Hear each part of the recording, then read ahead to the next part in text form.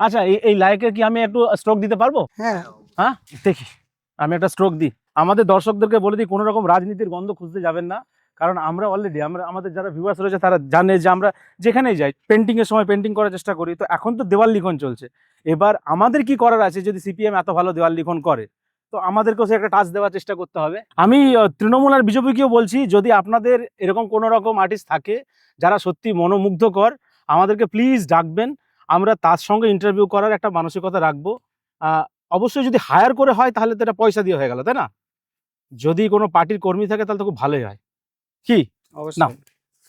সঞ্জয় দা, হ্যাঁ বলুন। কি কি কালার তোমার প্রাইমারি থাকে তোমার? সব রকম কালার যে যেমন চাইবে। হুম, যে যে যেরকম চাইবে কি করে? তোমার তো কালার লিমিটেড, যে যেরকম চাইবে মানে না, যে পার্টি করো যেরকম সিপিএম আর বলছো যে যেরকম চাইবে। সিপিএম মানে যে সবুজ কালার ব্যবহার করতে পারবে না, এর এর কোনো দর্শন নেই। আচ্ছা, এরকম দর্শন নেই। না।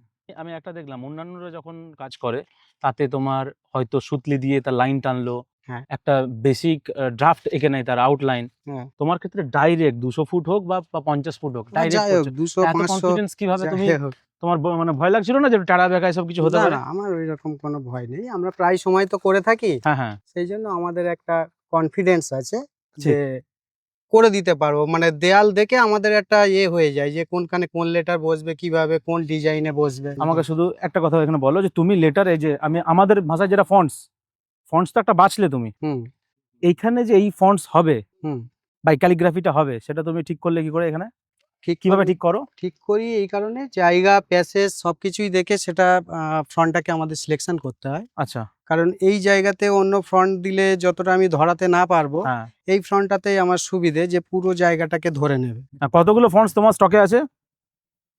এটা তো অজস্র। অজস্র না? হ্যাঁ। এই ফন্টসের কিছু নাম আছে নাকি? না, এই ফ্রন্টসের কোনো মানে যদি ধরো আমার এখন হঠাৎ করে মনে হলো যাদবপুরের লোক, হ্যাঁ যেই আমি ওখানে দেখেছিলাম ওই ফন্টসটা আমাকে এখানে করে দাও, হ্যাঁ তো লোকে কিভাবে এই নাম বলবে তোমাকে? অ্যাকচুয়ালি বিদ্যাসাগর ফ্রন্টটাই হচ্ছে মাদার ফ্রন্ট। একদমই তাই।